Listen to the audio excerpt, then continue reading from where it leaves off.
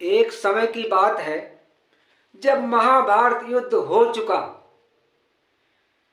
और सब अपने अपने जगह पर चले गए और भगवान कृष्ण ने महाराज युधिष्ठिर को हस्तिनापुर का राजा बना दिया, राज तिलक कर दिया।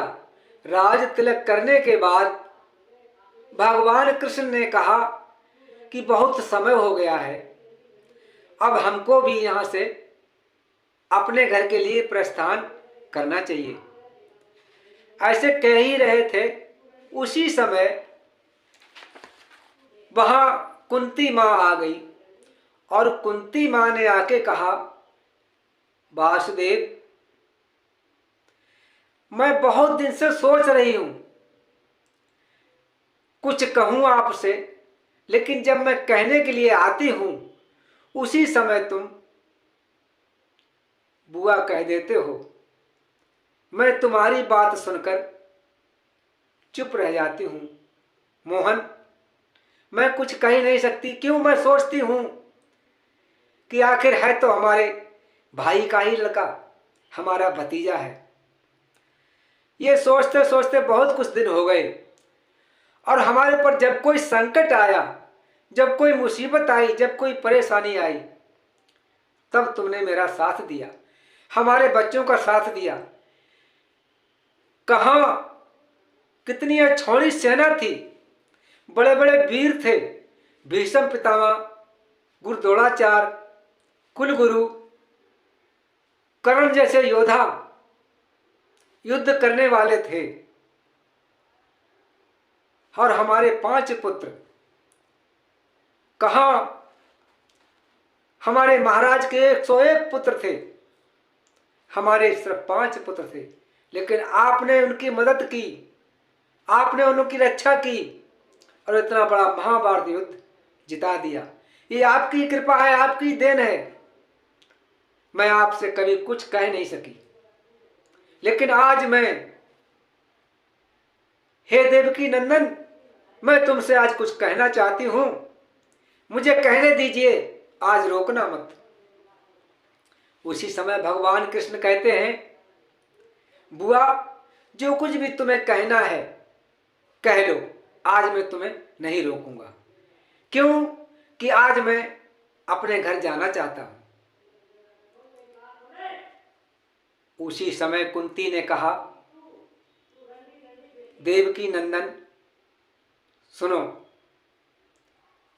जब जब संकट आया तब तब तुमने हमारी मदद की, और अब जब हमारा बेटा राजा बना दिया, राजगद्दी पे बैठ गया, अब आप कह रहे हो कि हम अपने घर को जा रहे हैं।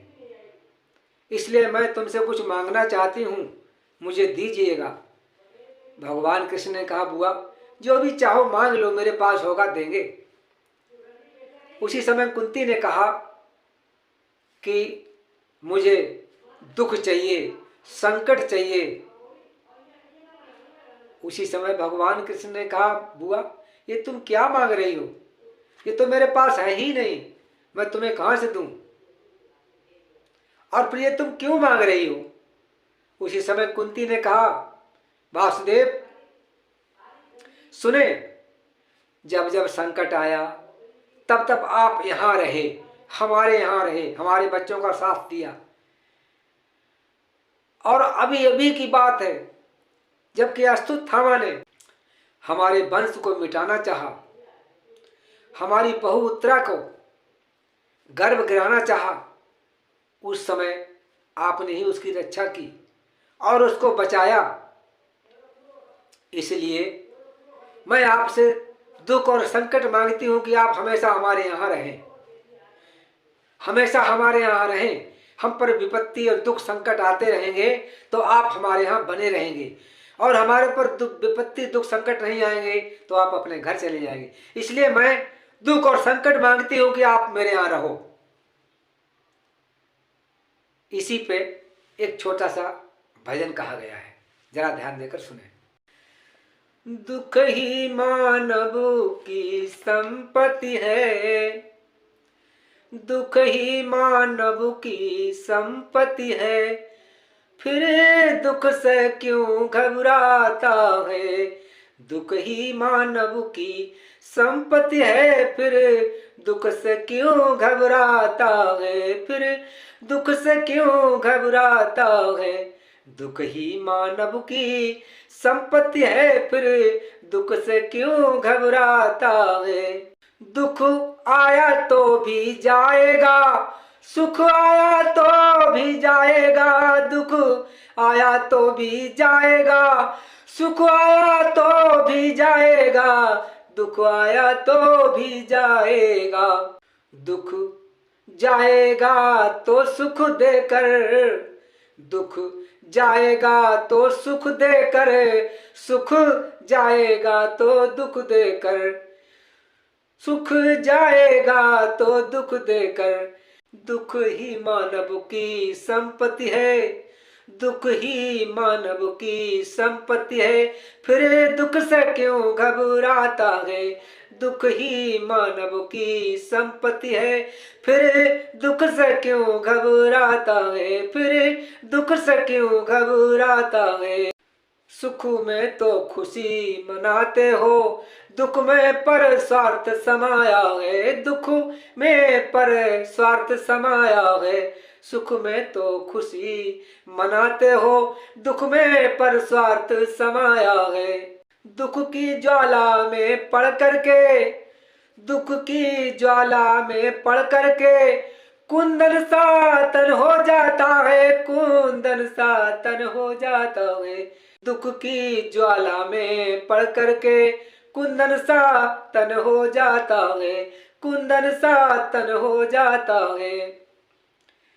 दुख ही मानव की संपत्ति है, फिर दुख से क्यों घबराता है।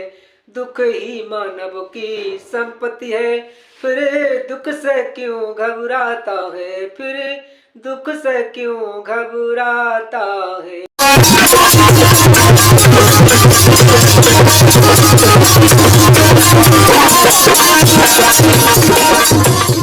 अगर आप ऐसी ही आस्था परशुराम भजन कीर्तन से जुड़ी वीडियो देखना चाहते हैं तो लाइक और सब्सक्राइब करें तथा इस घंटी पे क्लिक करके सेव करें। जैसे हम कोई नई वीडियो डालें तो आप तक पहुंचती रहे।